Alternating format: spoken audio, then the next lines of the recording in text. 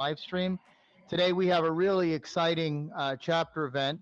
We have 7 of the leading AR/VR device manufacturers joining us here today to talk about some of the latest products that they're launching and to engage in an immersive experience, otherwise known as a trade show. Can we go to the next slide?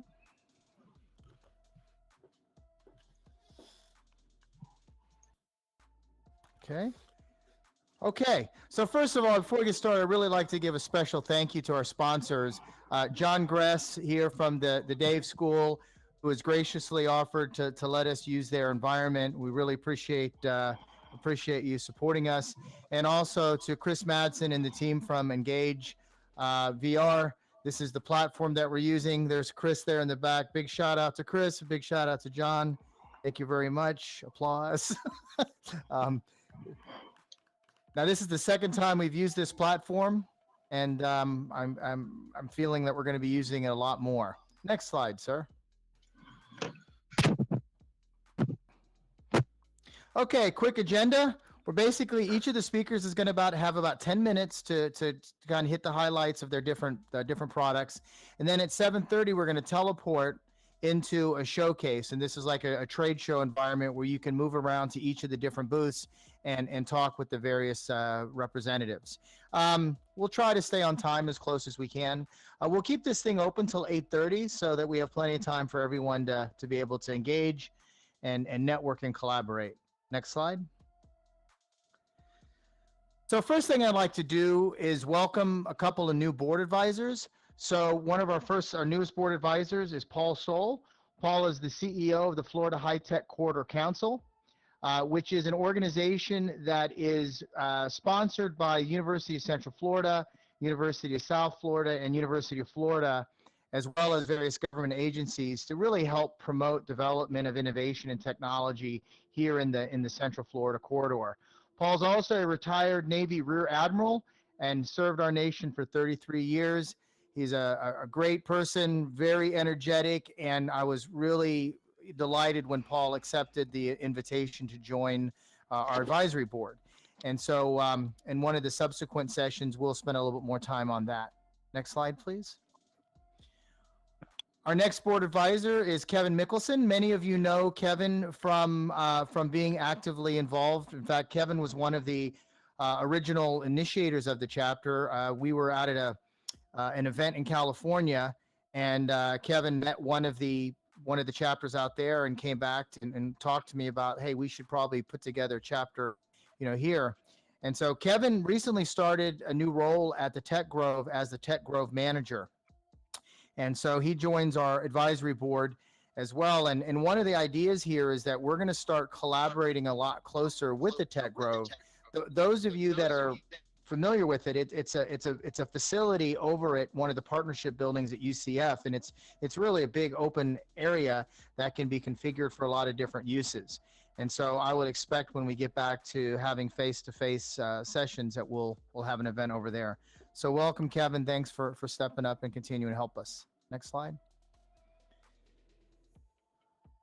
And a big shout out to all of the advisory board. Without these folks, this chapter wouldn't be possible. We have a lot of great folks that are behind the chapter that really help promote, get the word out, come up with ideas, and help steer the direction of the chapter. So thanks to everyone.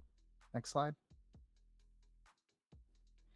And we have some new members. So Full Sail has been actively involved with the VR AR Association from the beginning. Luis Garcia has been sitting on our advisory board. And Full Sail has now formally joined the VR Association as one of our university members. So now we have Full Sail, UCF, and the Dave School all as active members of our chapter. So I think that's it's a great sign because having the academic institutions engaged with the organization is very important. Next slide. Another member is C. and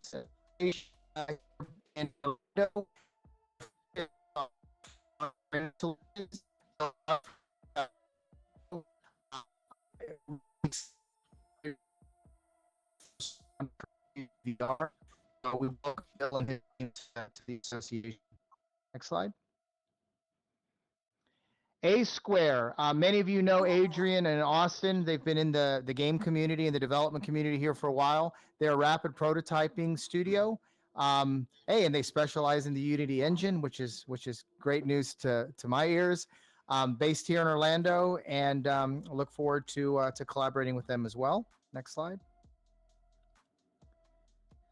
3D Media. Now, something interesting has been happening with our chapter is that we're starting to get members join from outside of the Central Florida area.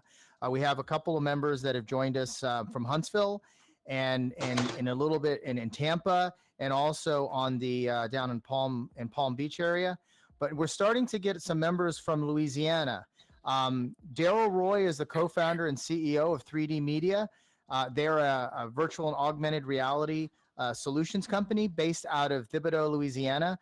And they're part of this ecosystem that is kind of formed around the Barksdale Air Force Base and some of the other military organizations down in Louisiana that's doing a lot of work here with Team Orlando in the area of military simulation and training. And so they were looking for a way to collaborate and get connected as well. And so we have a couple of companies that have joined us from that ecosystem. And we're going to be looking to establish like a subsidiary or a satellite chapter there in Bossier, Louisiana. So Daryl, welcome to the VRA Association, and thank you very much for your leadership in helping to get that set up. Next slide. Traction Jedi, Daniel McGibbon, CEO of Traction Jedi. They're also based in Bossier City, Louisiana, and they specialize in behavioral analytics, 3D asset creation, AR and VR. And we're looking forward to working with them as well. Next slide. Okay, now on to the main event. John, there's audio with this? I had the audio file embedded. I guess it did start automatically. Is there a way to start? Yeah. It's okay. I don't know if it's going to come through. Okay, it was just a fun little thing. That's okay. You put the slide back up. Okay. Yeah, I had to, you know, that let's get ready to rumble, that famous let's get ready to rumble thing from wrestling. Well, I had that sound clip built in here because, you know, to have a little bit of fun. So this really isn't a competition, but really an opportunity to have all of these great folks talk about their products and like I said at the end, get engaged into a session. So what I'm going to do without further ado, I'm going to go ahead and turn it over with our first speaker. Let's welcome Trevor from New Eyes. And I'm going to move out of the way here. Hey, Trevor. Up. Thanks, John.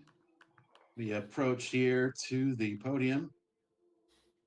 And we'll wait for the slide to show up here. Thanks, everybody, for joining and allowing me to be the first speaker up here. Trevor Backlund, I'm an executive VP at New Eyes. A lot of you in the room may know of New Eyes, and some of you might be new to us, but we have been in this space since 2014, heavily involved with AR and VR devices to empower the visually impaired. So that's where we started off with our passion of helping folks with different visual impairments, from glaucoma to retina issues to almost near blind. So that is where we got our start, and it was a natural progression for us to enter into the enterprise as we work with some of these AR and devices for mixed reality. So we have created what's called the Pro 3. I think most of you have seen quite a bit of LinkedIn activity as we move into entering the enterprise pilot phase this month. We have just released the Pro 3E as well that I'll be talking about here at the end, which is a very exciting opportunity for us. So next slide. So when we look at the market, I've been in this industry for about 6 years now. So I've had a lot of consulting experience on the plant floor, manufacturing plants, to food and bev, to utilities, oil and gas, all the verticals that you can think of. So I've seen the progression. I've seen what's worked, what's not worked, and where the industry is going. And the industry is really wanting to move, how do we move past smartphones and tablets to see heads-up display devices that are smaller and smaller, where you don't look at different in front of your peers if you're an operator on a plant floor, you're a field tech engineer. Ergonomics is everything. How much do these things weigh? How does it feel in my head? what is the eye strain? So all of these things come into play when you design this. So we're really happy with the product that we've got with the Pro 3 and excited to do some pilots with some of the enterprises to share with you soon. So the design for these, we've got it down to a lightweight 88 grams. We do have a 52 degree of field of view. These are 4K displays, so that comes in handy when you're really looking at schematics, drawings, 3D step-by-step instructions on a very clear screen. We use the 13 megapixel camera, so you're going to get that really kind of high resolution when you're looking at remote assistance if you're in an area where you're trying to get remote assistance help. As you can see here, I'm going to can kind of see here the screen. It's kind of hard to read. I don't know if there's a way to zoom in on this. Do you guys know? Which thing are you looking at? Yeah, it's just that the wording is pretty far away. So they have, the Pro 3 does have the 3 sensors you see here. It has the 2 sensors in the camera, so that allows for SLAM, so for 3D objects, display, object recognition. It does connect to any USB-C or Type-C connection. So we primarily use Samsung as our connecting smartphone, but the advantage is to be agnostic and connect to multiple different Type-C devices. One of the big things that is an obstacle to getting these on the plant floor or out in an industrial setting is ANSI safety rated. We get that question asked quite a bit. Oh, thank you. And really, the ANSI rated, to get them safety glass, we need to get, there's 10 different tests that it goes through. So these things get drop tested, they get through the whole entire rating to get safety rated. And that's what's the ANSI 71. We know that's a very popular needed one to get those onto the floor. Prescription inserts for those that wear glasses, we wish we could be, a visor that folded up, but being that compact design, we're still going to have the prescription inserts for those folks with glasses. Next slide. This is something that we're very proud of. We recently partnered with Samsung, so we have a partnership with them that allows us access to their API, to a lot of their resources internally with Samsung. And so we're actually bundling with the Pro 3. So think of this as the controller that is coming with the unit itself. So it's an added value to the customer that they're getting a Samsung 20 or 21, and we're going to give the customer options. But this is bundled with the Pro 3, all for under $2,000, which we feel is a pretty good value. So it's going to come preloaded with our launcher and all the voice commands that you're going to have that you come to expect with an out of the box working with Samsung. Next slide. System function. So people ask us about your SDK. It is ready. We really wanted this to be simple for app integration with Unity. We are a Unity Gold partner, working with John and some of the folks in the channel partner program at Unity. Object recognition, so it uses the same technology as SLAM. So basically recognizing the room for vertical and horizontal plane detection to place that 3D object in front of you for 3D step-by-step instructions or looking at a 3D model. It does have gesture recognition inside of the SDK as well. We have head gaze is an option, so you can move your head that moves the cursor to select different apps. The voice commands are very robust. We feel that the voice that we have on the device is very intuitive and easy to navigate. Swipe right, swipe left, home screen, open text, call John. Everything's very quickly navigated through voice. We're also going to be partnering with a company called Finch Technologies, and this allows us to do Bluetooth controller capability for a smart ring. So basically, you can control with your finger with a very, very small ring with haptic and sensors in there. We feel that's going to be a really great way to navigate our UI. Next slide. So why the Pro 3? Next. So we take a look at the market today. We have binocular versus monocular. We just want to kind of go through the differences. Most of you on this call today or in the room know that there's different use cases for each. And we look at folks that are just getting started in the binocular space and looking at the wider field of view, the capabilities of SLAM and just the added field of view that you have with a binocular. It's more of a natural for your eye strain. Next slide.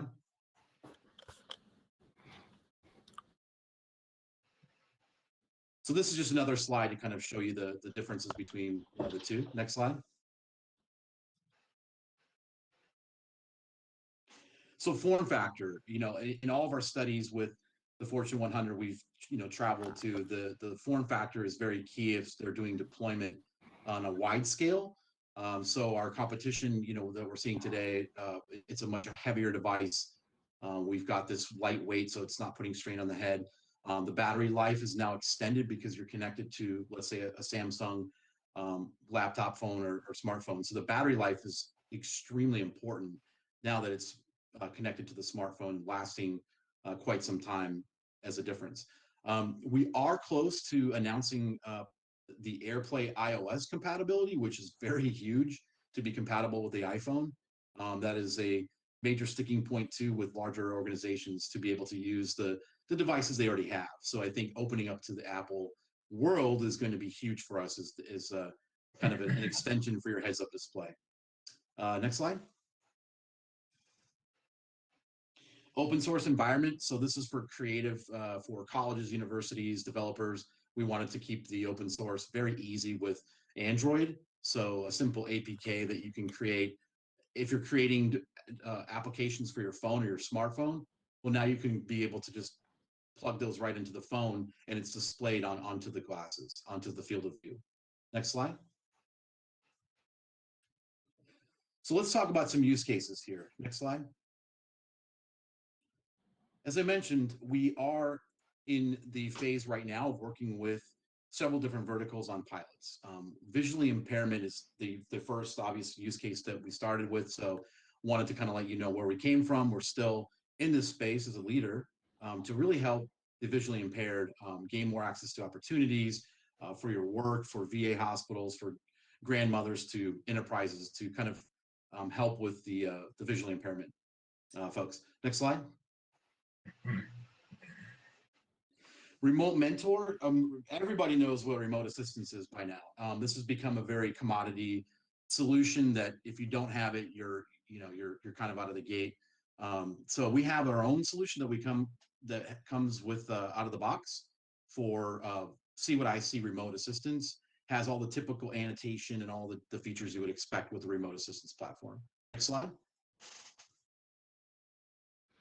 Step-by-step instructions you can see here is Fraser Bowie, who will be meeting me up in the booth here shortly after this session. He is on our board and he's the head of product. So Fraser Bowie is actually former head of Verizon AR VR, if you guys don't know Fraser, but there he is on the right. He's fixing his Jeep Cherokee. This is just a very simple step-by-step. So these are images that he took of his Jeep. These aren't any fancy 3D step-by-step. So we wanted to give you guys an example of how light and small these glasses are. And you can just say, swipe right, zoom in, magnify, and capture images. And we also work with obviously the 3D step-by-step players that you see out there, like Scope AR and PTC and those folks. Next slide. AEC, we all know, or most of you guys probably know that Visual Live is a company that was just purchased by Unity. So being a Unity Gold reseller, we're actually working with Visual Live as well in the AE space. So we see architecture, engineering, construction as a very high demand industry for lightweight glasses that can connect to a hard hat and be able to use BIM model software that you see with the Visual Live to be able to walk to a site and be able to see 3D pipes and so forth using CAD models. Next slide. Data visualization. So this is a big play for us because the glasses are so light that we've been told by organizations that, okay, instead of looking at my phone or a tab on the plant floor, I can pull an IoT data or data from the PLC or wherever it's coming from, and I can get that data on a large screen in front of me, an 148-inch screen. So now I can see if there's a problem that's on line 1 or problem on line 2, really coming to that predictive maintenance play for users that want to just be able to fold the glasses up because they are foldable and then put them away. But be able to pull that data really quickly on the plant floor. We're getting a lot of pilots with this use case alone. Next slide.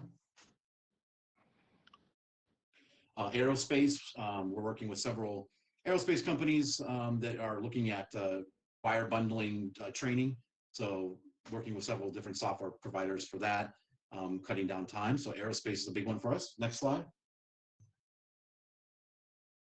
Automotive is one of our major targets that we've had with several pilots for dealerships.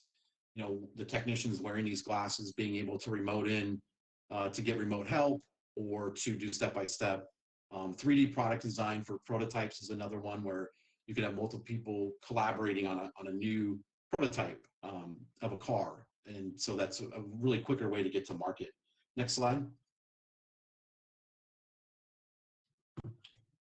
This just kind of talks about our work with the energy utility space with GIS. We're relying on working with EPRI, Electrical Power Institute, for kind of as a big brother mentor to kind of help us secure our GIS infrastructure applications as we work with several companies like VGIS and some other ones overseas. Next slide. This kind of touches on the thermal aspect. We have a thermal visualization or a thermal solution for the Pro 3. It's called the Pro 3 Thermal.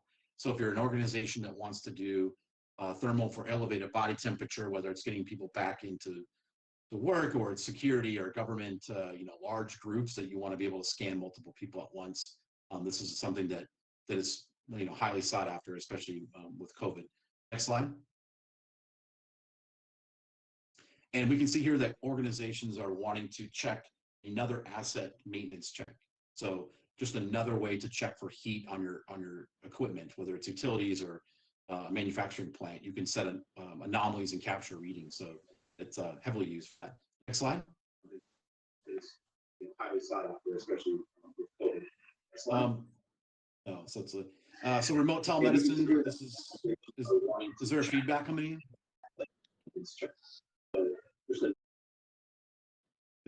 Can you guys hear me? Yes, Yeah, yes, we can hear you. Okay, cool. It was reverb and kind of echoing. Remote telemedicine. This is another one that we're working on several pilots, whether it's battlefield or out in the rural areas, to get a remote doctor or remote patient to teleport in, but using the lightweight glasses. Next slide. Medical. We're seeing some opportunities using the glasses for medical quite a bit with either on the left with a company like GigXR for hologram for training, or using the lightweight glasses that I'm going to talk about here in 1 second for the Pro 3 to view these MRI and ultrasound images on a wide screen. Next slide. This briefly just goes over drones. We're under NDA with 2 large drone companies on several different use cases. The common theme is they want light glasses to fly these things. That's all you really need to know. That's what's driving them, and a wide screen that they can see these glasses as they're flying. So we can talk offline about the drone use cases with our glasses. Next slide. Logistics and warehouse. This is something that's not new to the industry, but to be able to have peripheral view and lightweight glasses to scan multiple boxes is a big deal for logistics and warehouse. So we're seeing a lot of traction there to kind of move away from the monocular. Next slide. Next slide. As I mentioned, we're a Unity Gold channel partner. So this is something that we can offer discounts to our customers and have access to the Unity team for all sorts of different verticals. Next slide. Next slide. Tell me when I wrap it up here. I've got about 1 more minute on my slide, just so you guys know. So this talks about the IT side of things. So another key advantage of partnering with someone like Samsung is we can offer what's called the Knox Suite. So this is a big deal for IT as they're deploying these devices to the network.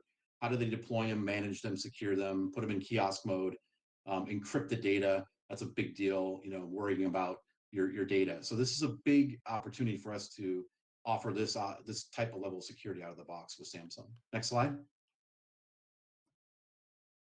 Our go-to-market strategy is not to do everything in-house. We want to build our ecosystem of partners. We realize that Fortune 100 has relied heavily on some of these key partners that you see here, and that's our goal, is to establish relationships with these companies and working with their platforms. Next slide. So I'm going to wrap up the last minute here of my conversation with a brand new release. I don't know if you guys saw, but yesterday we had a pretty big announcement. We introduced the Pro 3E. YE, the small e, that stands for light enterprise or entertainment.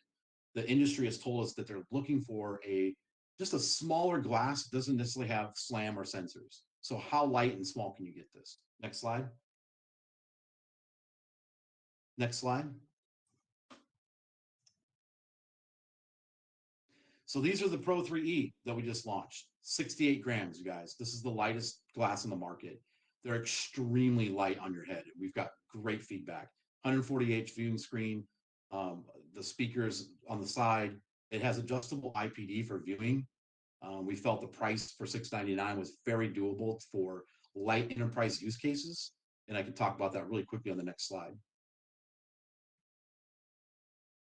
So we feel that beyond the Pro 3 for those use cases, these with the Pro 3E can be for data visualization, for simple step-by-step, to view documents, ultrasound imaging, private workstation, training documents, schematics. These are all things that can be done because it doesn't need sensors. Next slide.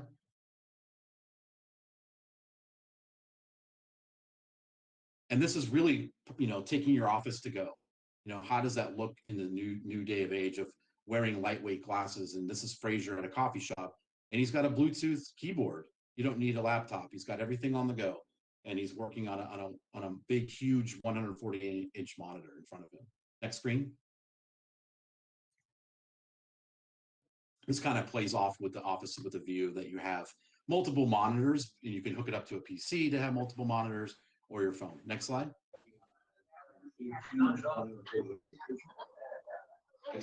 And this is the new website that we're launching it on. It's called New Gaming. So it's basically a new view. This is kind of the gaming and entertainment side of things that we're also, I'm an inner nerd of gaming. So I'm sure a lot of you guys are gamers out there, including folks on the call. So the last slide will be the next one, and I'll wrap it up. So this is the Pro 3E that we talked about. This is going to be for mobile streaming now with 5G. A lot of these mobile streaming services for gaming or entertainment. Imagine plugging this in anywhere on the go. I've got my controller, my Xbox controller, and I can play a game on a 140-inch screen.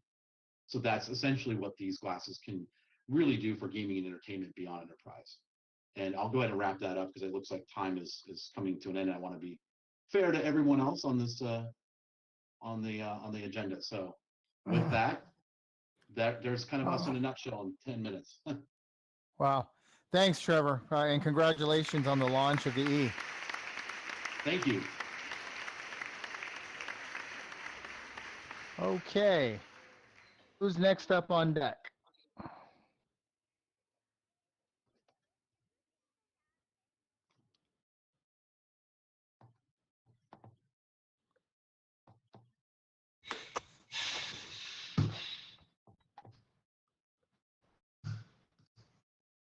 Okay. Peter, I believe you're up next. Is that correct? Yeah, that sounds great. Okay, sir, take it away. Okay, here we go. Thank you to the Dave School, to the Johns for having us, and grateful for all the audience folks here today. My name is Peter Hutchin. I'm a Senior Director at Magic Leap. Slide, please. Magic Leap is helping organizations deliver the next chapter of their digital transformation journey, amplifying the performance of their employees. In today's economy, businesses need to operate across vast distances and connect with their employees, partners, and customers in a way that mimics physical interaction. Spatial computing is a system with the digital, and said another way, it's the practice of using a physical space as a computer interface in a large-scale, persistent manner within a community of people. Next slide, please. The executive leadership team at Magic Leap has changed dramatically over the last few quarters. Starting with our CEO, Peggy Johnson, you can see a very clear shift in focus on enterprise backgrounds and capabilities. This is important in terms of not only the products, capabilities, and value that we bring to an enterprise, but also to the culture and the talent that we're out in the market actively trying to recruit, retain, and grow. Next slide, please. Magic Leap hardware consists of a headset controller and a computer. We pride ourselves as best in class spatial awareness and spatial audio. And these two underlying capabilities allow for developers to leverage an existing UI interaction standard. And I'm using air quotes with that standard.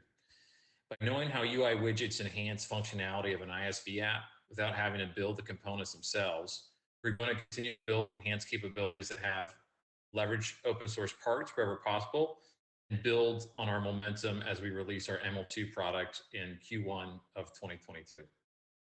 Next slide, please. So when we think about solutions for enterprise, we really think about personas.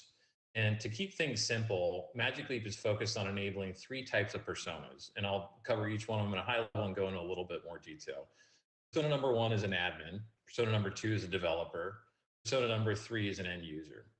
I think the gold standard for all of us here on stage is deployed customers, customers who showcase highly complex manufacturing procedures and sophisticated capabilities. The device needs to function like it's on rails when a user puts it on and deliver a high level of value that they can't accomplish in other modalities. So we're working hard with our admin personas to figure out how to get devices registered and onto our enterprise networks.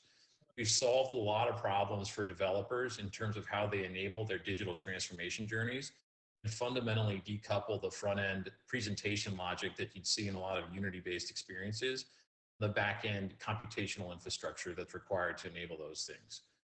From an end user perspective, again, we're focused in on non-technical business users who need the device to amplify their performance and capabilities. Next slide, please.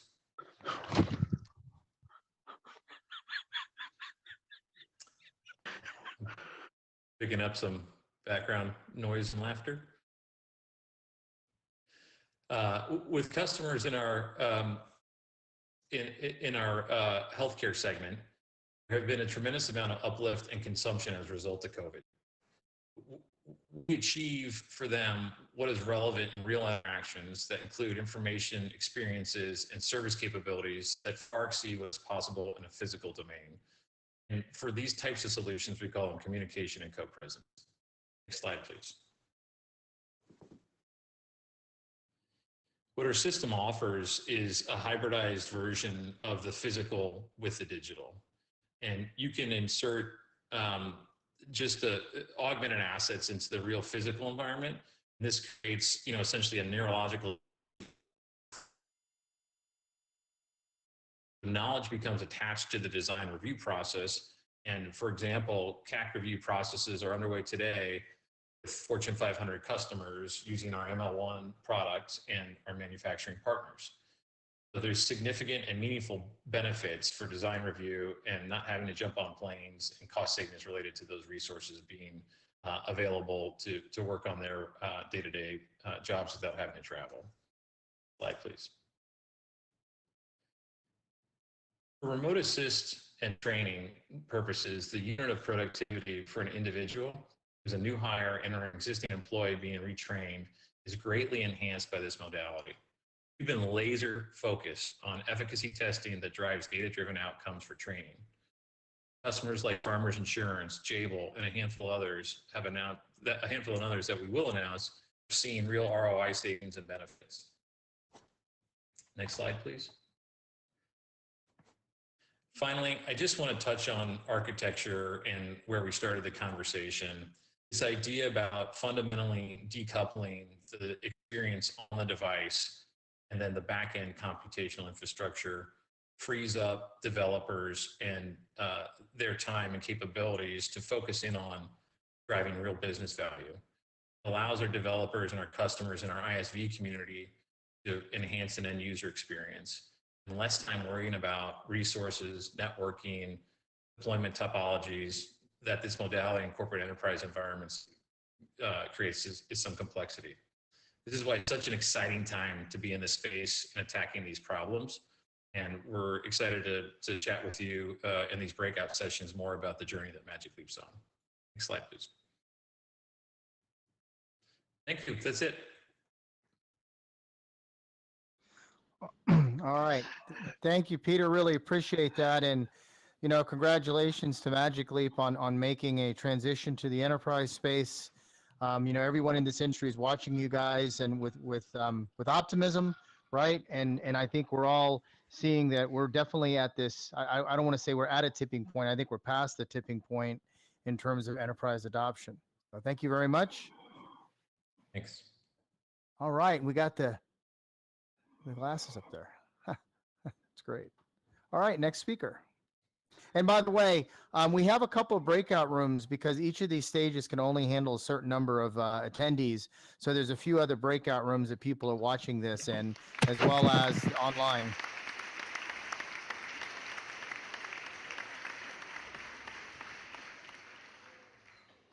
Okay. All right. Hello, everyone. Thank you for joining us today. And I want to thank John and John for all the efforts they put together for this virtual conference here. My name is Elias Stefan. I head business development in the XR developer relations at HP. And today, I want to introduce to you HP Omnicept solution. We call it a solution for a reason, because it is not just a headset, it also comes with an SDK that we are actually having that SDK available for ISVs, independent software vendors, creators, developers, even for enterprise customers to use it with our new headset that we're introducing very, very soon. Next slide. Just quickly, I want to position the VR solution from HP. I'm sure most of you are familiar with what we introduced last May in 2020, and we started shipping the HP Reverb G2 headset that is basically focused on consumers, mostly gamers, and some businesses might take a look at this VR headset and use it for their business applications because it does provide high fidelity, high resolution. It has 2160 resolution per eye. I want to focus this presentation on the right-hand side of this slide. HP Omnicept solution specifically focused on developers, ISVs, creators, and also enterprise accounts as well. It is shipping April 30th in 9 days, and we can't wait. Next slide. So this is basically an ecosystem altogether. I'll start from the left-hand side. The world's most intelligent VR headset is going to be introduced in 9 days. It is called HP Reverb G2 Omnicept Edition. In the middle, we are also introducing HP Omnicept Software Developer Kit. And on the right-hand side, we've been working hard for the last year and a half or so with our ISV community, giving them access, early access. We had an early access program for a lot of ISVs to take a look at the new headset and a new SDK and start working on creating VR applications using our headset and the SDK together to create something innovative and creative. Now, John, the next one is a short video I want to run for you on the headset itself, and then I'll dive into the details on the headset. Video, please, John.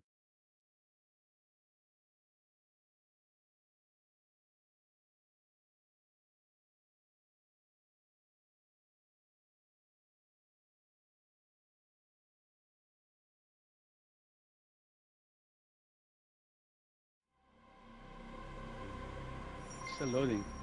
Ah, there we go.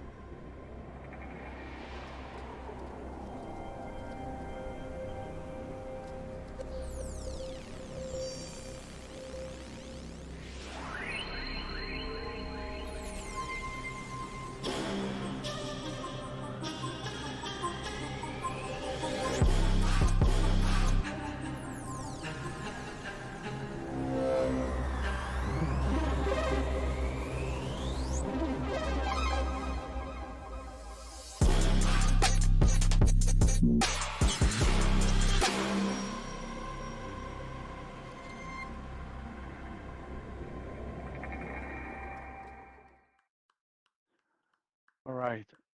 Back to the slides, please. That was cool. Thank you. Next one, please. All right, here is the new headset. Okay, I have an echo, sorry. Okay, first of all, we partnered with Tobii as a technology partner for eye tracking. So you get eye tracking, eye gaze. We also have pupillometry technology built into the headset lenses, and that actually looks at your eye pupil, whether it's enlarged or reduced. And also we added foveated rendering as well, and many developers are seeing tremendous advantage for that technology built into that headset. We added, if you saw quickly from the video, a sensor for heart rate, PPG. If you wear the headset, put them on, that PPG sensor is actually will be touching your forehead, measuring heart rate as you are actually wearing the headset itself. If you look closely at the bottom of the headset, you will see a small plastic sort of rectangular, different shape here. That's the face camera. We added a face camera. The headset itself comes with four cameras, 2 you see on the front here, and 2 on the sides you don't see. We added a face camera capable of 3D images, and it's looking at the bottom of your face when you're wearing that headset. You'll see that we have enhanced controllers on right and left. Also, you'll see as well 2 speakers, one right, one left. These speakers do not touch your ear, and they're capable also of producing spatial audio from HP. And as you can see at the bottom also, this is a tethered solution, which means that it's going to be connected to a laptop or a desktop that is capable to run a headset like this kind with a good GPU in a computer. Again, this is the most intelligent VR headsets, HP Reverb G2 Omnicept edition. So let's talk more one by one on all these features built into the headset. Next slide, please. Out of the gate, we're going to focus on a couple of things in terms of segments. We're going to focus on training. We're going to also focus on education. We believe that eye tracking sensors, pupillometry, which is the eye dilation sensor as well, foveated rendering are going to really help in training scenarios and so on and so forth. Example, if you are actually training a pilot to fly a plane, you want to understand or you want to see where they're actually looking. Which instrumentation are they touching? Which the instrumentation they're not touching, and you want them to touch that instrumentation. Also, at the same time, I talked about the heart rate sensor. We're capturing all that data in that scenario of training a pilot. You know, if you introduce an emergency in an engine, see how they react, and so on and so forth. So all of this data coming from the headset is going to be captured live and raw data into the SDK, Omnicept SDK, and then is going to produce something we call, for the first time into the marketplace, cognitive load insight, right? I'll talk quickly about that. Next slide. I talked about the face camera. So you would wonder, with the face camera and the headset looking at your face, you're going to be able to start developing or creating real-time avatars for applications like collaboration, collaboration over 3D design, right? So facial expression is going to be a big part of collaboration, and the face camera and the headset built-in lenses and cameras will help you create real-time avatars. Next slide, please. And last but not least is the heart rate sensor. It is basically to understand how a client is reacting. Many times you're going to see ISVs in the wellness segment or with use cases use that heart rate for so many different applications that they develop around HP Omnicept. Next slide, please. So to sum it up, this headset, HP Reverb G2 Omnicept Edition, is coming to market being, oh, thank you, John, for that 3D shot. I like that. Eye tracking, pupillometry, pupil dilation, foveated rendering, and heart rate, face camera, and we added for perfect fit ratcheting headband, you see it at the on the top left, you see it at the back of the headset itself, and the same visual reverb G2 experience of 2160 per eye. So basically all these bioanalytics sensory built into the headset is going to be complemented by HP Omnicept SDK. So we're going to take all those sensories raw data, as I said earlier, put it in a inference engine based on machine learning, based on artificial intelligence, and we come up with what we call cognitive load insight that is going to give you really more information on a human condition. How is that person in that headset performing? Are they actually doing the job you want them to do? And how much brain memory they are using in that task they are under for that VR session they're under. So it's going to create a lot of possibilities for our ISVs communities, for enterprise accounts that have their own developers to look at all these technologies, specifically our SDK, and start creating applications that look deeper and deeper into the human condition. Next slide, please. Now, HP Omnicept SDK, you will find more information on it by logging into hp.com/Omnicept. Again, www.hp.com/Omnicept. There is a lot of information on HP Omnicept SDK. And also, I think very valuable, you'll see some of our ISVs that had early access to the technology, this technology. I'm getting an echo, I apologize. So you'll see a lot of videos as well, some use cases as well, lots of technical data on the whole solution. Again, HP Omnicept solution, SDK and headset will be available, start shipping on April 30th. Thank you for your attention. All right, thank you very much. My pleasure. And congratulations on the launch. It's never easy to bring new products to market, and this looks like a phenomenal product. So congrats to the whole team there. Thank you, John. Okay, Mike, you're up next. You're on mute, Mike, just so you know.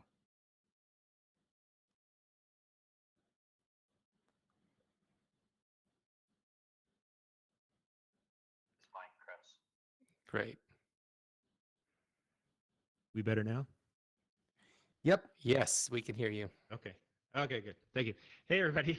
Thanks for joining. My name is Mike Losey. I'm the hardware product manager of our commercial AR/VR group at Lenovo. Commercial, another name for enterprise. Formerly, I was at ODG for about 10 years, developing lots of AR smart glasses. So you may or may not know me from there.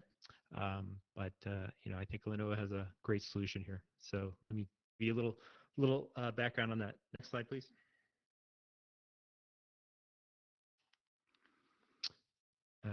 Yeah, you can actually do a couple next tiers.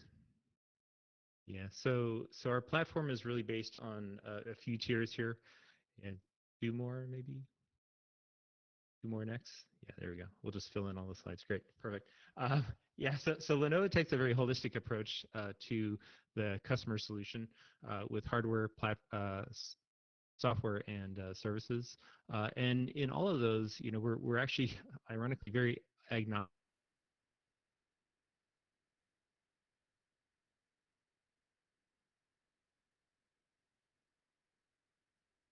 In a little bit. We have a reseller agreement with Varjo. We support RealWear on our platform.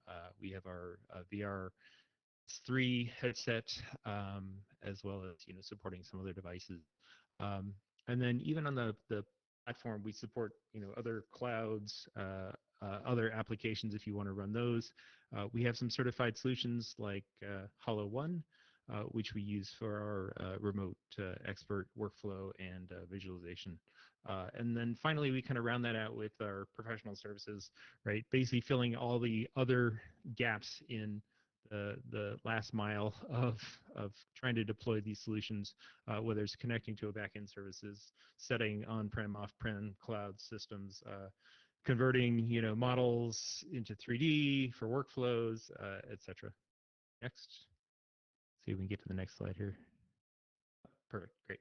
So yeah, just a few specs. So these are what pretty similar to what Qualcomm recently announced with their smart viewers. So we have an XR1 in the headset, which allows us to provide a consistent 6-off host independent of the hosts that we connect to. These are tethered, so we tether to both a phone and a PC currently.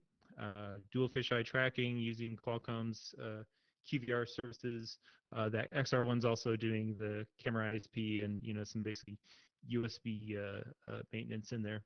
And then we have a lot of features which makes us very unique in the market. Our removable front frames allow us to address a couple markets. We do a lot with ergonomics and being able to provide a fit kit to users. These are fairly lightweight, 130 grams. They fold, so they're portable. They'll meet Z87.1 and IP54. So basically designed for enterprise. Next. Yeah, so a little bit more into the fit kit. So we have 3 different tips for the temples. So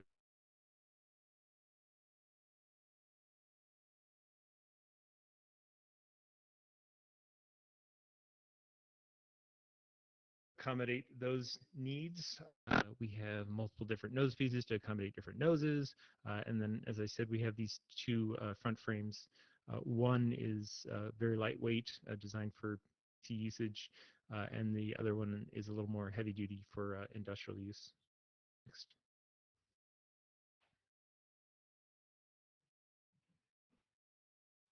So as I said, our use cases, connecting to one of our ThinkPad PCs, we provide a virtual monitor experience. This is where we see kind of a, easing into the sort of VR, AR space with users. People use their own keyboard and mouse and trackpad. And then on the other side of the house, we connect to a Motorola phone and can do our, the more typical applications like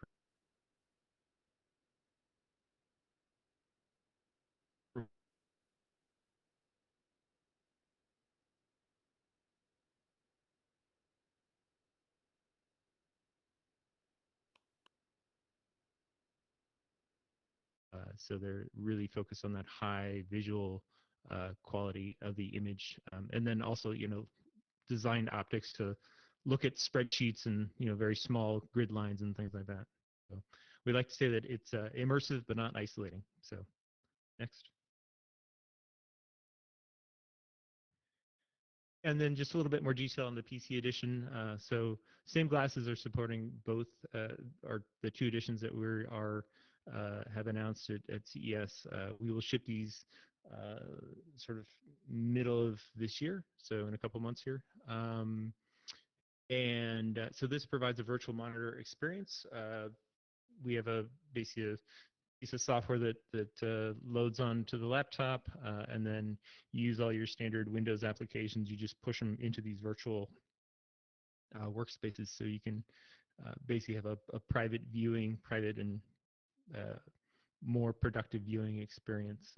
So we say, privacy, portability, and productivity, right? The 3 Ps that go along with this product, allowing you to work on the go. This is originally targeted at on the go travelers. And that definitely saw a change of pace in the past year. Let's go to the next slide. There we go. So targeted at road warriors, right? Those guys and folks dried up this past year. They're coming back, but as well as the open office environments also have evaporated or modified in the past year, obviously. But we also think it's very valid for the work from home folks who are space constrained, may not want to put 3 monitors onto their kitchen table for the whole time, or may want to move around a space or have that ability to move with those monitors, whether you're at home or going to a coffee shop again soon, or back on the road. So, being able to provide that extra monitor space and privacy has its advantages. Next.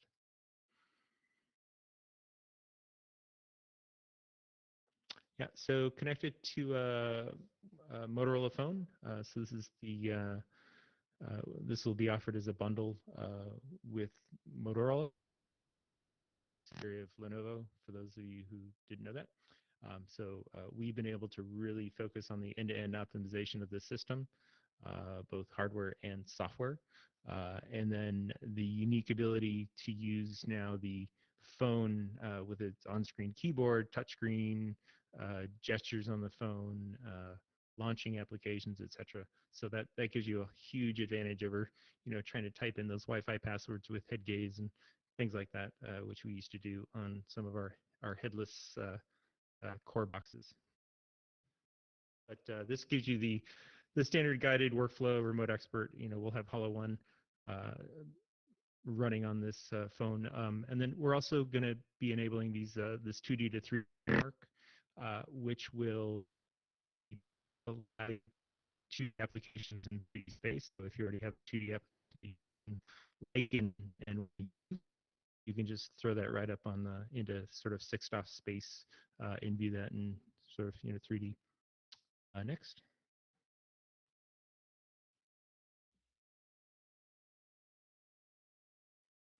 Yeah, and just again touching on these, remote expert workflow and 3D visualization wherever you go. Having the added benefit of being cellular, right, means you can get out of reach of Wi-Fi and still be able to operate. Next. Just looking at my clock here. A couple of minutes left. Yeah, and just hit next real quick. Go to the next slide. Yeah, perfect. So, so to address these 2 different use cases, right, the road warrior versus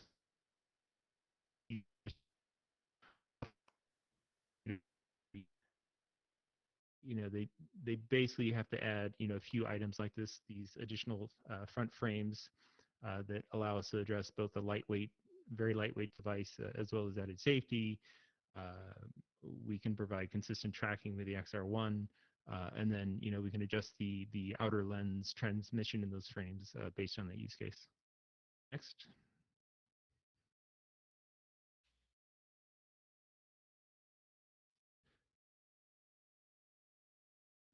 Next.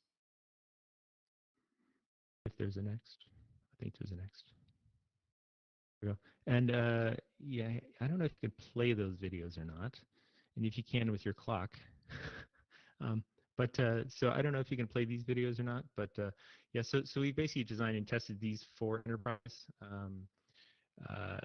We've done draw 1.5 meters onto concrete, right, which is actually fairly severe. Usually it's onto plywood.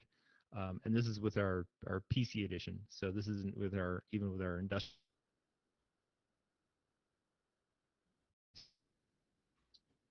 Sort of works. And then if you can play the other one also. And then just a Z87.1 steel ball drop, right? So these are real world tests. This is raw out of the fab and in the labs, and then IP54. So that's it. Designed, tested for enterprise by enterprise. I think that's it. Thanks, everybody. Yeah, hey, thank you very much, Mike, and congrats on this product. This is fantastic.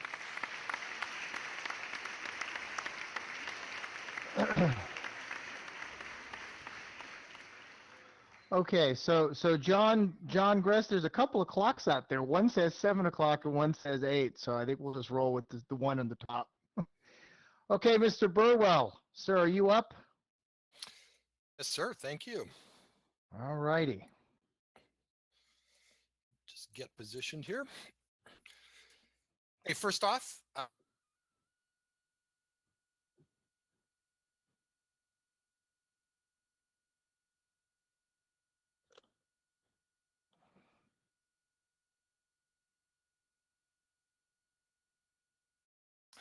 next, please. So first off, thanks for the Johns for having us here tonight, and I really appreciate everybody taking your evening to join us tonight to hear about all these fantastic products. For those of you that aren't familiar with Varjo, we've been around since 2016, so we're a relatively new company, based in Finland, and our focus is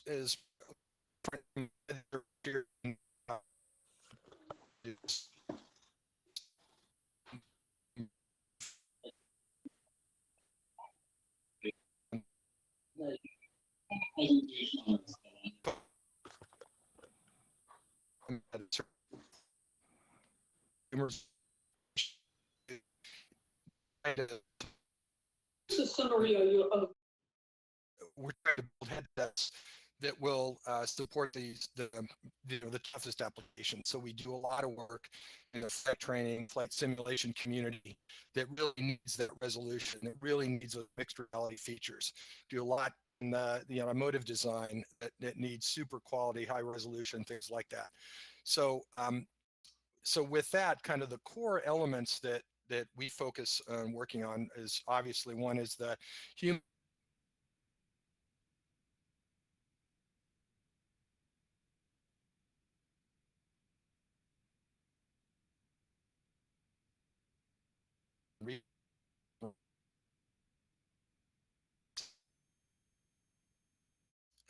what's really important as part of that, as you'll see in here, is having eye tracking capability. And so we've built our own eye tracker, and that is in each of our headsets that's used by the headset for certain functionalities like foveated rendering and for certain eye tracking for human performance assessment.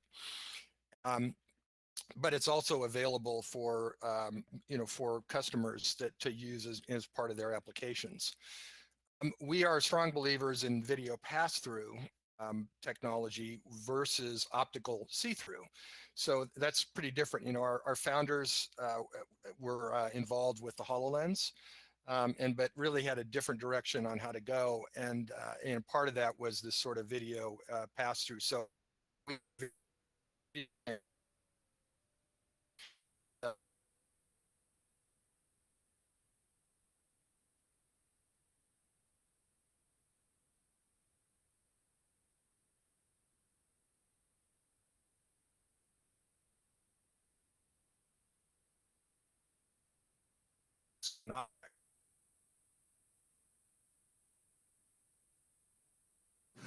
be able to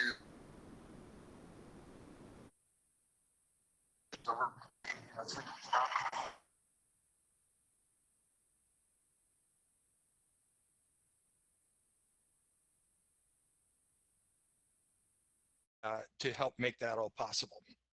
Next, please. Next slide, please.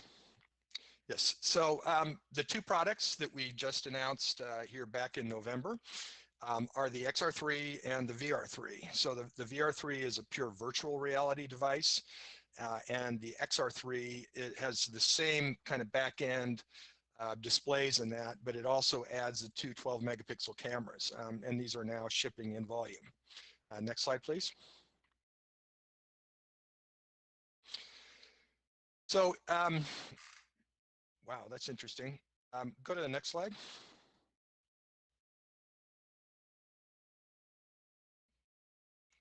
So go back one.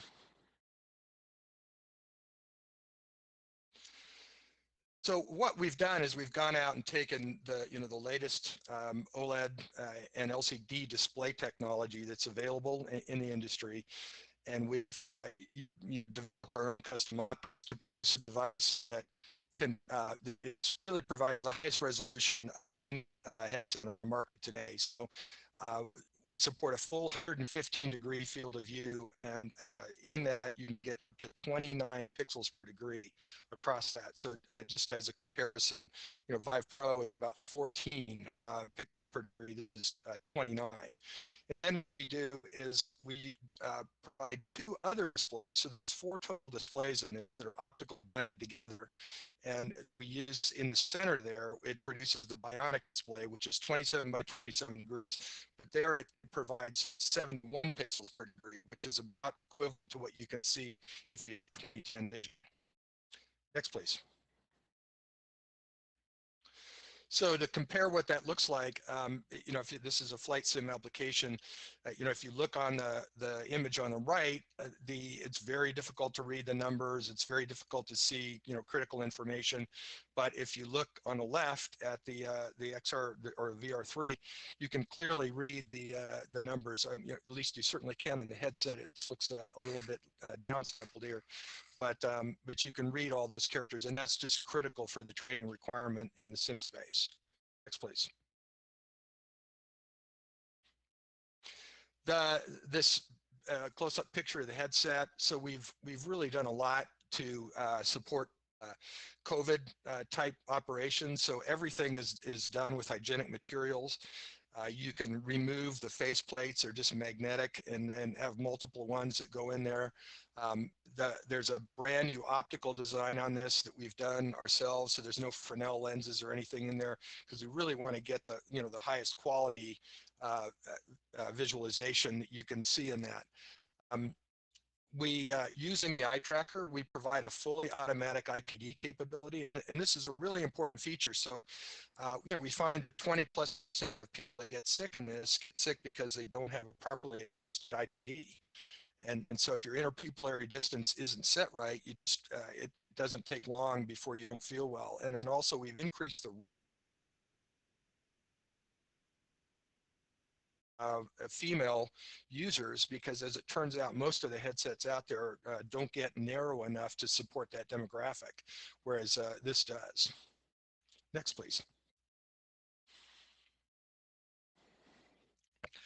The XR3 is a real exciting one in that it adds all the mixed reality features, and we're really doing a lot in this space right now. So you have two 12-megapixel cameras that are integrated directly into this device, and that provides a bunch of features. You know, first off, it provides inside-out tracking that you can use. So in certain cases, you can use this without any kind of beacons or things like that. The device also, all of our devices also have integrated ultra-leap hand tracking.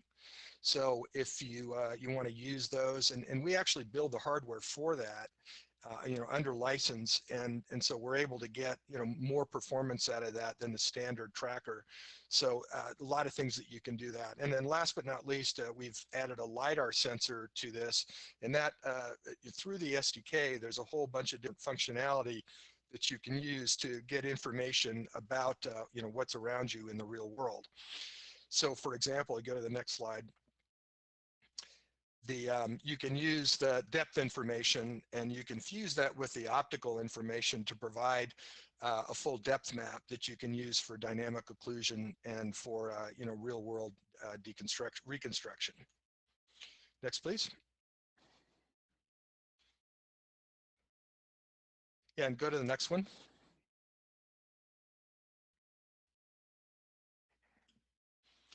And the next one, I'm not sure how these slides managed to stay in here. Let's do this. Let's go to the video. So we'll do the first video just to show you some applications of this. So the first video that we're going to show here is a demo that was developed by Unity and their team to actually show the capabilities that you can do with mixed reality capability. So yeah, so see, they're putting on the XR3s, and you know, this is a standard unit. When you use it with the XR3,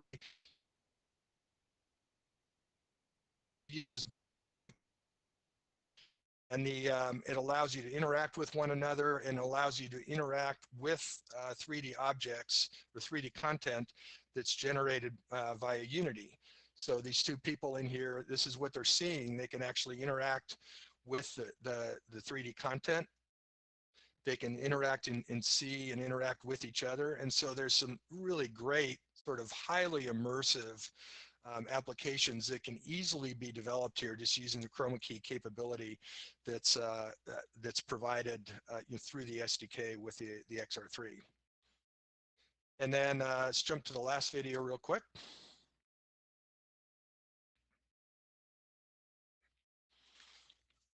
And this one is a short clip of Bohemia Interactive's flight simulation using VBS Blue IG. So this is actually what the pilot is seeing. And if you look at the bottom of that, that's a cutout. That's a portal that is created using a masking technique that's available through the SDK that allows you to mix real and virtual content. So to see the cameras are picking up the view of the MFDs and the hands and the map and all the rest of that. And it can seamlessly integrate that in real time with the virtual content from VBS Blue IG. So see, that's what he's looking at. This is what he's actually seeing. So this eliminates the needs for a lot of these big domes, and it also provides the ability to see your hands and do hand tracking and you know, interact with the physical world. And so that's it. The exciting new products just released, now shipping in volume. And if you have any other questions, please feel free to meet me in the other room and we can talk some more. Thank you very much. Thank you. Hey. Thanks, John. I know a lot of people have been wondering how they can actually see one of these in action. Any recommendations or anybody that has them in Orlando? Not yet. The best thing is just to call me. You know, as we're shipping now, there's more and more of those that are available to get out for demos, and we're doing a road trip across the country, and then actually getting back on airplanes quickly here as I think most of us now are vaccinated and ready to go. All right. Well, thanks a lot, John. Really appreciate that. Thanks, John. Okay. Our next speaker. Is it Mika or Micah? Sorry. It's Micah. Come on up, Micah. Yeah. Hi, everyone. Oh. So great to be here. As you can tell, I'm not Will Winston. My name is Micah Kavanaugh. I'm Enterprise Account Director at Pico Interactive here in the US. So we actually have teams all over the world. You might know a little bit about us. Pico is originally a Chinese company, so main headquarters is in Beijing. We also have operations and manufacturing in Qingdao, with offices, again, all over the world. Headquarters of the US is in San Francisco, but we're a distributed team, especially even more remote now. We also have an office in Barcelona and across the rest of Europe for the Europe, Middle East, and Africa regions as well. And we're constantly expanding and looking at how we can serve new markets. All right, can we get the next slide? So Pico was founded in 2015 in China to create mobile headsets. So we actually designed the first standalone all-in-one headsets and brought those to market. So the Pico Goblin was a 3 degree of freedom headset a few years ago that some of you may have heard of. And it actually predated the Oculus Go. So at the time that we were still putting phones into phone holders, Pico had the Goblin headset. Later, we came out with a second generation of that, and we increased the resolution of the screen. So that's what we're working with now. This is some more info about kind of our market share. You can see nearly 10%. So we're definitely one of the leaders for hardware worldwide. Lots of development and patents and lots of devices sold everywhere. Next slide, please. Some of you may have seen a bit of news release that we did have a major funding raise. So this is very exciting for the industry who's watching to see what we'll do next, and also internally so that we can grow and serve more markets better with even better hardware and better support and services. Get the next slide. So we'll jump right in. This is kind of our product landscape right now. So like I said, we do standalone devices. So these are untethered. These all have the compute on board the headset. And we're one of the last, if not the only, certainly the only in the European and Western markets with a 3 degree of freedom headset. You'll see the G2 4K is what we call our entry level model. We also have G2 4K Enterprise. I'll go into that. So this is a really great headset for a lot of use cases that are still extremely valid out there. I know we've talked a lot today from the other manufacturers about some really cutting edge and high fidelity and simulation, and that's super exciting stuff. But there is a lot out there in terms of deployments that could use a very accessible, lightweight, simple to use device. Maybe the content doesn't need to be super complex simulations. We have a lot of clients in the healthcare and digital therapeutic space that really love that we still have a 3 degree of freedom headset that we're improving and upgrading on. So it's got a 4K display. So that's very pretty high pixel density to be able to read text in 360 videos and the like. And the G2 4K Enterprise device is something that we upgraded through feedback from our partners. So a couple of neat features. You can see on the front there is a single RGB camera, so that's SDK addressable. You can use that for different uses. It's definitely kind of niche, and it has even more storage. And then we've changed the strap design. So you can see in the first one that's kind of a basic fabric with Velcro. You just kind of undo the Velcro, like pretty standard. And then the other one is a silicone strap with some plastic kind of D-ring adjusters. And our face pads in all our headsets, I would say they're removable, replaceable. And instead of having to get a separate like leather cover, those vinyl covers, our face pads already have that built into them on the face touching portion. So they're already hygienic. And then with the enterprise model, we created a face pad that has that, it's called polyurethane PU material on the whole face pad. So some of our clients in the most stringent of environments, infection control, will get that either the enterprise headset or they'll upgrade the Neo 2 to that extra face pad so that the whole thing can be kind of taken apart and completely wiped down and reset for a new patient in an environment like that. So we also have the 6 degree of freedom headsets, the Neo 2 of course, and the Neo 2i. And so when that came out, and even now, the first and still only standalone headset, eye tracking. We partnered with Tobii to bring that eye tracking module to the Neo 2i. And that's an affordable, lightweight, standalone system where you can integrate all the great things that you can do with eye tracking into your enterprise applications. Of course, foveated rendering, training, even a lot of medical applications. We have partners that are doing brain health diagnostics from the way the eye moves. There's a lot that can be gleaned from the eye, and so we like to have that device that is really a lot less expensive and a lot easier to deploy than a PC system with eye tracking. Can we get the next slide, please? So these are just a couple of overviews. We pretty much went through this stuff, so we can skip ahead. Next slide. Next.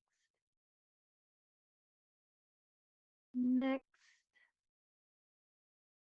And I think one more. Let's see what's on the next one. Ah, yes. So you also may have heard a little bit of teasing coming out about our next generation coming, the Neo 3. So that's going to be hitting our Chinese consumer markets soon and shortly after our enterprise markets worldwide. So there will be some more news coming soon about this in a few weeks, so stay tuned. We get the next slide. And skip one more. So Pico has a completely open and flexible platform for mobile VR computing. The hardware is highly customizable, the systems, the software. So we have an open SDK and other documentation. Everything's freely available online. Anyone can start looking into it or getting a headset and developing right away. We don't have any gatekeeping on content. It's, you know, it's kind of like you would get an unlocked Android cell phone. You know, you're able to put sideload APKs and your applications that you have built or licensed from another third party without anything fancy. You don't need any accounts to use the headset in that way.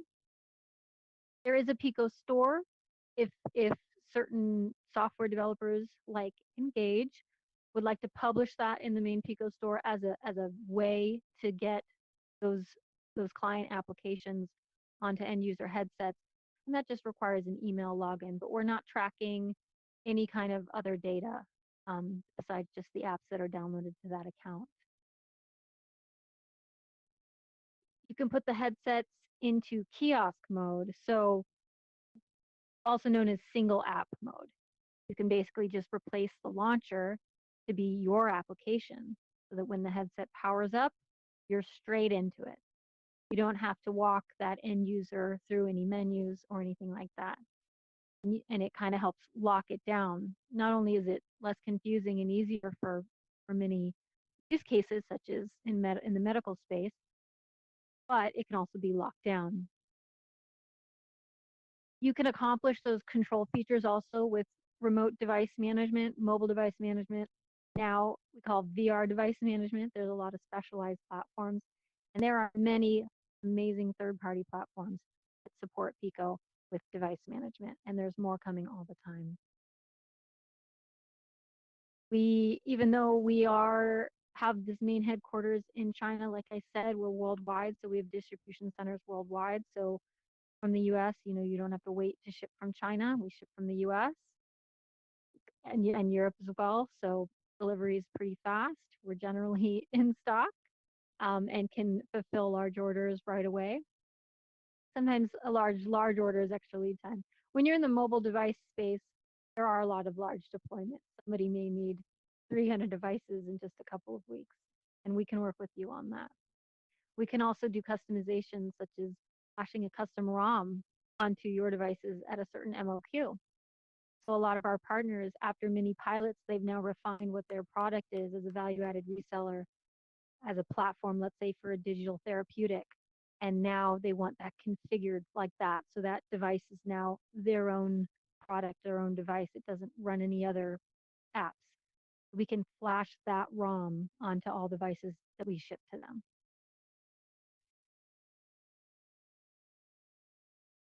Can I get the next slide, please?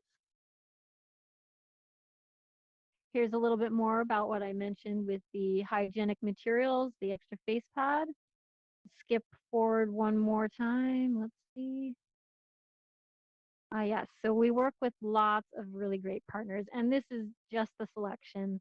Anytime you see our decks or our website, it's hard to kind of always pick, and these lists are growing of the amazing companies that we work with, whether they're end clients themselves, such as Fidelity, who is also working with Engage to do new employee onboarding experiences, especially in the remote workforce.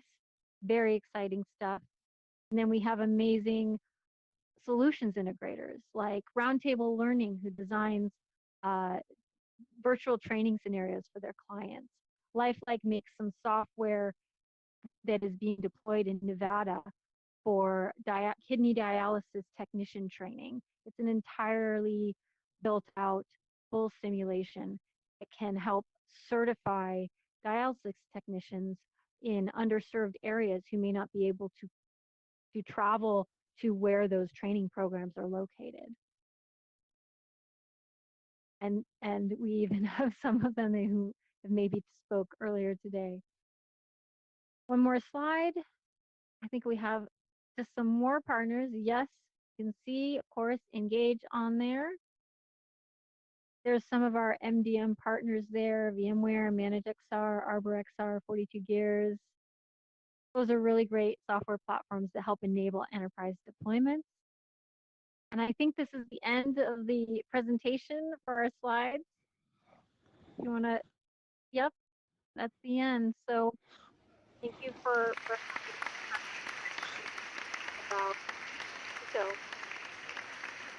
Thank you so much, Micah, and we look forward to chatting with you in the breakout session. Okay, I'm gonna, before we have our last speaker, Eric's gonna come up.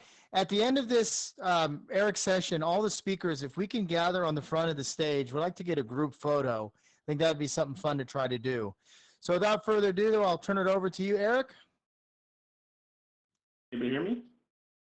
Yes, we can. All right, excellent. So I believe we're going to begin with a quick video before getting into the slides. Let me know if you can play that video.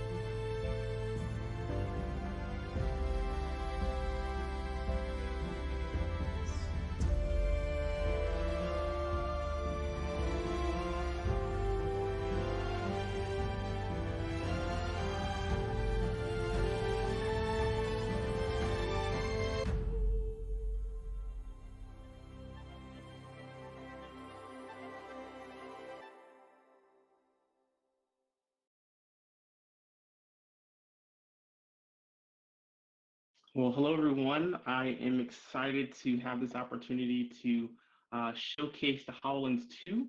My name is Eric Brown. I am a mixed reality technical specialist supporting our global sales team. And I have the pleasure of helping customers go from envisioning to deployment on the mixed reality platform. And so, as you think about mixed reality today, you can advance the slide. Our mission at Microsoft is to empower, every person and organization on the planet to do more and achieve more. And a few years back, our CEO saw transformational technologies that Microsoft's going to invest in. And the quote that's on the screen here was his response. Mixed reality, artificial intelligence, and quantum computing were the areas that we were going to really shape the world coming forward.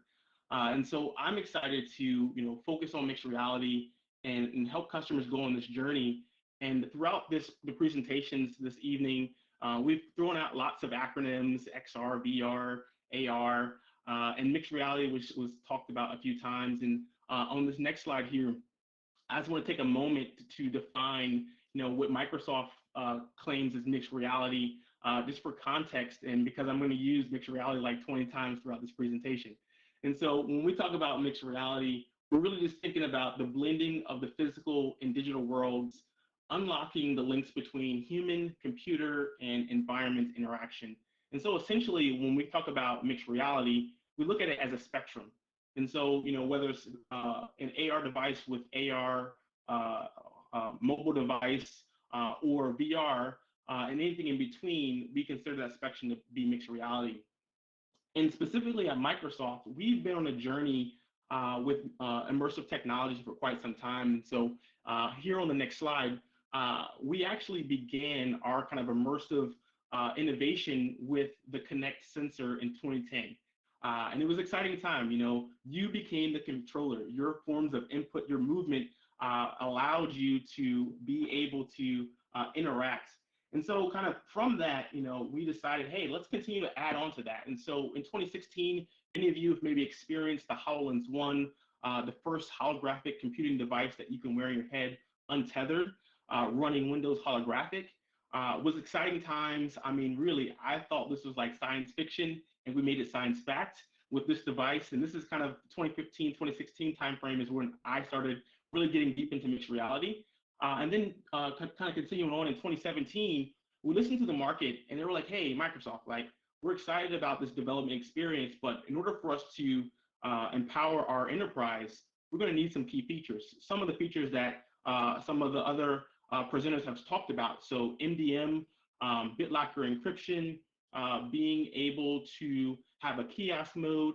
And so a lot of those functionality was enabled in the mixed reality platform for HoloLens in 2017. And then in 2018, we realized too, that, you know what, having a mixed reality experience is compelling. I'm going to get into this device, but without any apps, it's not much you can do. And so we're like, well, what are the top scenarios that customers are asking for? And they were highlighted as well, remote assistance and task-by-task instruction. And so we decided to build a first-party application so that when you purchase a HoloLens device, you can have a pre-installed app that can bring you value out of the box. And so Remote Assistant Guides kind of launched in 2018.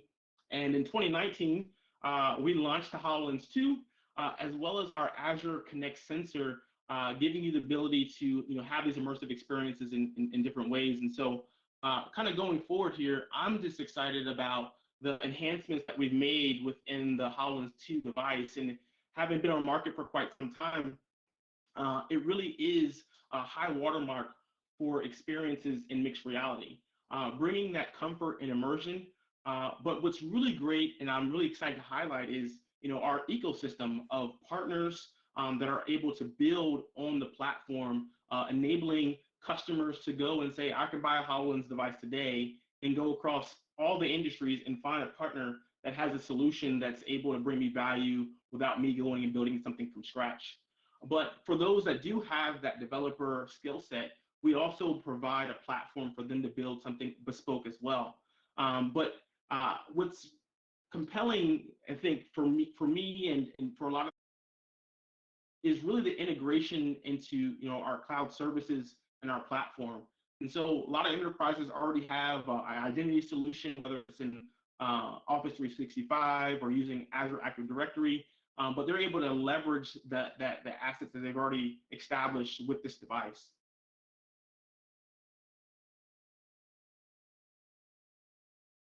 And so when you think about the speeds and feeds of this device, I'm not going to go and break down every piece, but there is an explosion shot here for your reference.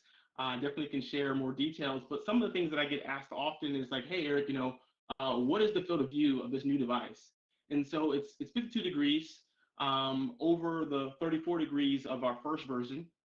There is 2K resolution per eye, and it supports 1080p video, and I believe 8 megapixel stills. And like version 1 of the HoloLens, what's fascinating about this device is all the sensors and technology that's packed in here. It has head tracking with 4 visible light cameras. It has eye tracking with 2 infrared cameras. It has a depth sensor as well as an IMU, and in addition that camera that referenced with the 8 megapixel and the 1080p video. So kind of going on to the next slide, what's really exciting is like the ability to now touch holograms.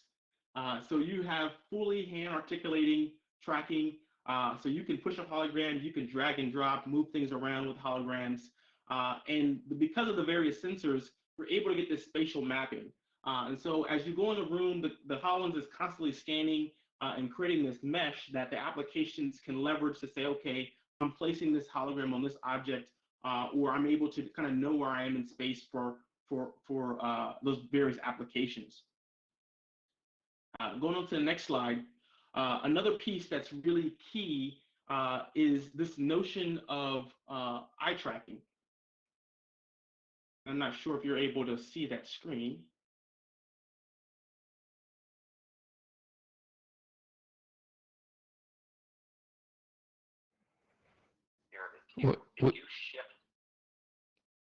All right, there we go. So I talked about our hand tracking, and I think we're now on to the next slide here.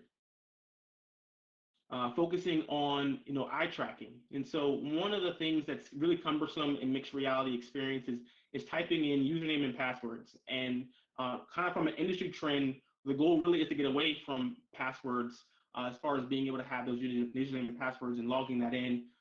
But now you're able to use your iris as a form of authentication with Windows Hello.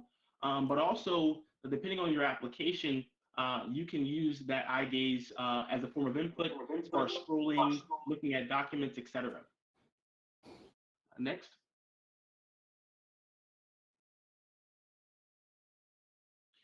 We really care a lot about ergonomics and comfort, and not just for me and you, but really for everyone. And that was one of the feedback that we got from version 1 was like the device wasn't able to fit on everyone's head. And so, leveraging our Humans Factors lab, we really capture details across different sex, ethnicity, age, to be able to make sure that this device was comfortable for long periods of time across different demographics. And so this feature here in particular, the pivoting visor, is something that is simple but very compelling. Being able to kind of shift from being in a mixed reality experience and going and talking to your colleague and having a face-to-face conversation, and then going right back into that mode instead of taking the whole device off. This pivoting visor allows you to kind of go in between those different modalities. Next. As mentioned before as well with some of the other presentations, mixed reality is something that is being adopted across industry. And as you know, every industry has its own compliance and requirements. And in particular with manufacturing engineering, this notion of, hey, you have to have a hard hat, it's required, was something that came up, and we worked through different versions of trying to get that standard. And in partnership with Trimble, the XR10 allows you to be able to have that standard hard hat with the use of HoloLens. In addition to that, as you think about clean rooms and being able to be in highly regulated environments, we've also gotten feedback and recently released an industry SKU edition of HoloLens, being able to meet some of those clean room requirements and be able to support extended warranties for the use case there. And so we're really listening to our customers and continue to provide enhancements to be able to empower everyone in the various industries to be able to be empowered with mixed reality. So kind of going back to one of the points that I made in the first slide around the journey that we've been on, remote assistant guides is like definitely some of the applications that customers are getting value out of the box with. And as you can imagine, during this time of COVID and limited travel, being able to have business continuity, having someone who has the HoloLens device on the factory floor or at the particular site, and having someone who's working from home or wherever they are in the world be able to be over their shoulder and give them guidance is like something that every organization has a use case for. And so out of the box with HoloLens, this is definitely an application that's already installed, and they can trial and see if this actually meets their needs. Next.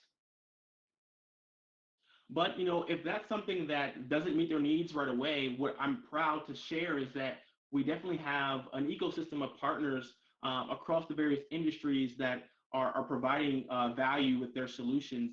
And so here just are a few examples across the various industries, but honestly, we have 200 plus partners going on to this next slide that are available to support mixed reality solutions, whether that's something that they have already built or they have the skill sets to be able to create something custom for those use cases.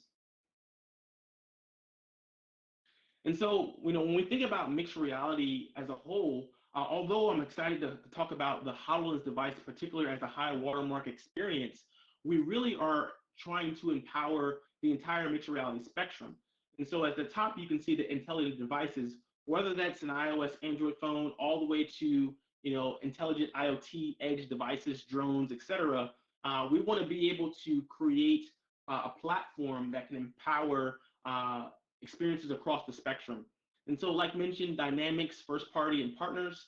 But as developers want to create their own experiences, leveraging the Unreal Engine, Unity, OpenXR standards, and Azure, they can create whatever they like.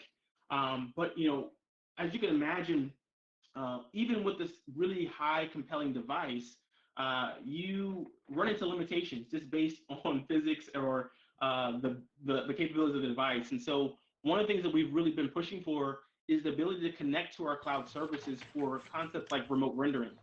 Being able to have the HoloLens be able to connect to a service and be able to render high fidelity experiences that may not be able to done locally on the device. Next. And so here are some of the experiences that we've seen proven value. A lot of these have been highlighted across the presentations today, whether it's training and simulation, whether that's that remote assistance, whether that's building something new, prototyping, or just seeing the data in context. Next.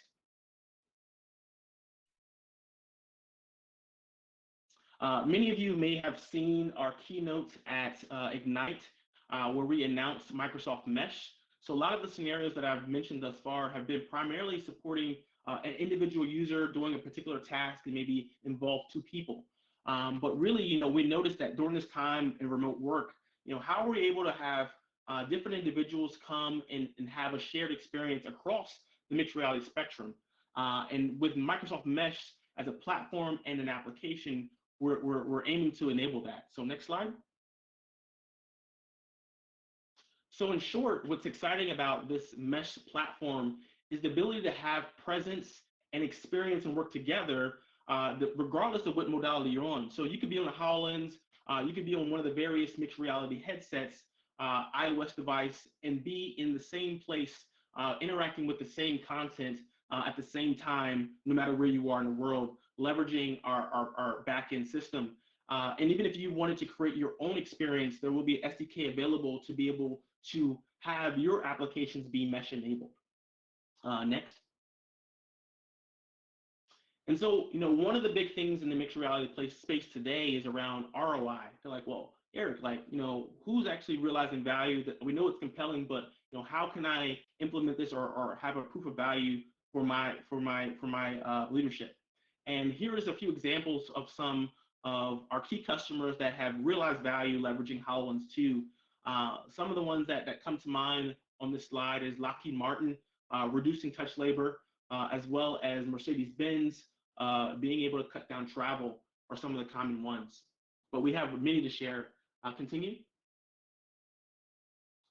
And so really, in short, you can get started today learning more about mixed reality as a platform, as well as the HoloLens device, being able to enable remote assistant guides, as well as if you're a partner or want to be able to build applications on the platform, we're happy to assist. And on the final slide is just a link to my LinkedIn.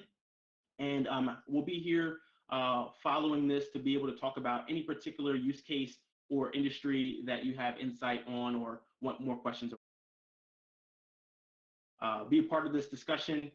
Excited to be on this panel and looking forward to collaborating with you all.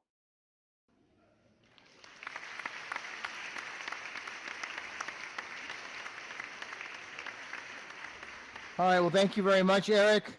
And could I have all the speakers please come up here on stage to the front here by the podium? Everybody come on up here. We still got everybody? Let's try to figure out how can we stand here. Where's Scott at? John, can you? Yeah, I'm right here, John. Can you go back to the presenter slide? The one that has all the John Gress, presenters on it. That's what I'm working on. Yeah. Okay. Okay. So of all the speakers here, if you guys can line up side to side so that we're all kind of like shoulder to shoulder, try to squeeze in here. Will that work? Scott, you guide us. Tell us who needs to move. Hey, look, we're taking a group. It's the new definition of herding cats. Can you see everybody here? Yeah. Can you all kind of turn stage? What is it? Left over here? Yeah. Stage right. Yeah. I'm waving. Am I waving? Yes, you are waving. Okay. Cool. All right. Virtual group picture. Yeah, virtual group picture. Let's see. Eric, can you? Yeah, I think Mike is in the view now. Okay. All right. I'm gonna take a few pictures. Everybody smile. Say cheese. Heads up. Save that one. One more. Okay. All right. I got a couple here, John. All right. Thank you very much, Scott. And again, thanks to all the speakers. Now the fun part. Now we're going to try something different here. We're going to be teleported into maybe John. Yeah, I'm right here. Tell Just us what we're going to do. We're going to head over to a VR exhibition floor where you'll be able to split off. We'll have 3D audio enabled, so you can have private conversations within a small radius, and I think it'll be pretty cool. So everybody just sit tight for just a moment, and your screen will go dark for a minute, and we'll. Now, for those of you that are streaming, we don't know how this is going to work, so we'll see. Hopefully, you know, the stream capture will be able to collect to be able to see the different trade shows as well.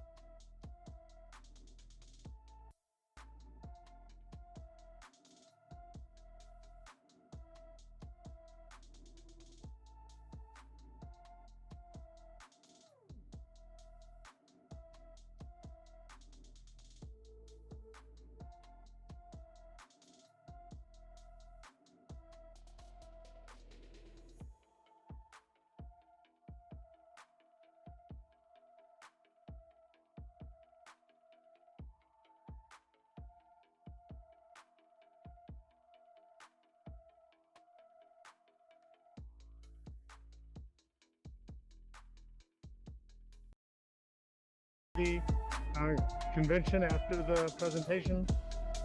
Yeah, I don't know. It looks like we had some sort of hitch where it didn't let everybody go to the same time.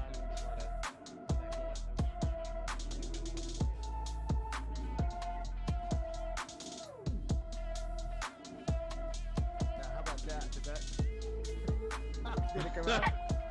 Yes. Is there anything you'd like to say to the God, stream, my Mika? avatar looks like such a doof. Well, it's just a representation of life. Let me turn around So, here. Vaughn, That's cold. How are you? Here, I'll come to you. good. Nice to meet you. Last name? Vaughn from Penn State. Oh, Vaughn! Oh my God! I'm sorry. How good to Well, see you you, didn't man. recognize him? You did not really get it. Is there anything you'd like to say into the stream, Mika? You've changed. How's it going? Where's the beat? Oh, Yeah, no beard. Yeah, where's- Okie dokie. Now, yeah, No. Yes, so Mika, Vaughn's got it. Vaughn's got a beard that goes down to about. Yeah, that one. Tech for good scenarios where we have individuals in Microsoft Research that are looking into Circle, my friend. Like here, see where my hand is right here? Put your hand right there. Now squeeze. You can't grab it either? Huh. Is there anything you'd like to say to the stream, Chris? Or is it Elias? It's Elias, yes. I don't know why Elias. Robin can't. It's like this headpiece is not interactable for some reason. It's weird. Yeah, so I exited Chris and I came back, nothing. There is no, oh, here's John, bring another one. Here, let's try this. Try this one, Robin. Reach in and grab that one again. Should be that your gun finger trigger finger to grab that. Is that not working for you, huh? Index finger trigger. What are you on, Robin? Let's see. You're muted. Slightly heavy pair of sunglasses. 68. So I have Ray-Bans here in my hand, and I noticed It's on your microphone. Or you can pull up your tablet. It's on the right hand side. There you go. What's HoloLens? Can I go say hi?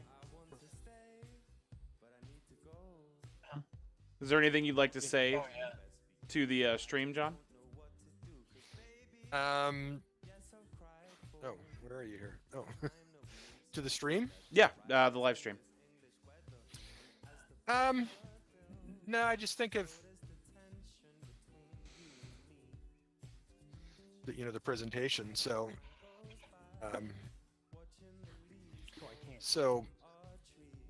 nothing special. Okay. Well, Yep.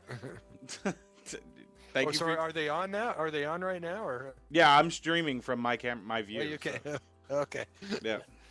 Yeah. So, just want to welcome everyone. Thanks for taking the time to come in and meet with us. And if anybody has any questions or needs any additional information on Varjo, check out varjo.com, varjo.com, and different information there. There's lots about our SDK, lots about the products and all that. And if you How's don't it get looking there, everything Ray? you need there, just look us up and we'll get back to you. Thank you for your time, sir. How do I? Hey, thank you. Well, John, I'm good seeing you. Okay. And now when you look at that purple circle, Yeah. well, okay, I'm going to show you the advancement. This is actually, so go ahead and grab it again. Now hold your center wheel down and hold your left mouse button down and try rotating it around. Hold your center wheel down. Very complicated. The other way to do it is to drop it, click the three little dots next to the purple circle and use the gizmo. Oh. Three little dots by the purple, I don't see it. Yeah, so drop it. When you highlight it, you're going to see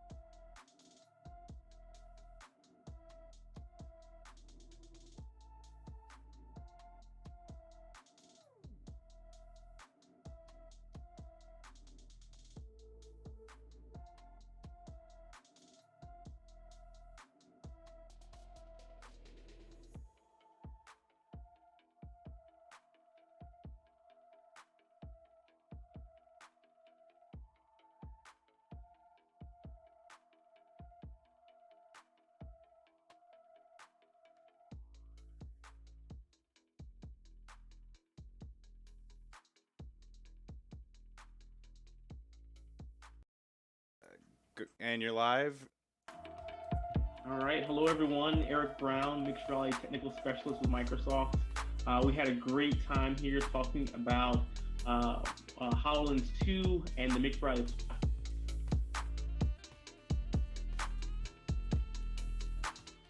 I encourage you to go to hololens.com if you haven't already, and check out getting a device. And feel free to reach out to me and our team on LinkedIn if you have any additional questions or want to go through a particular use case or scenario. So excited to hear from you soon, and continue enjoying the conference.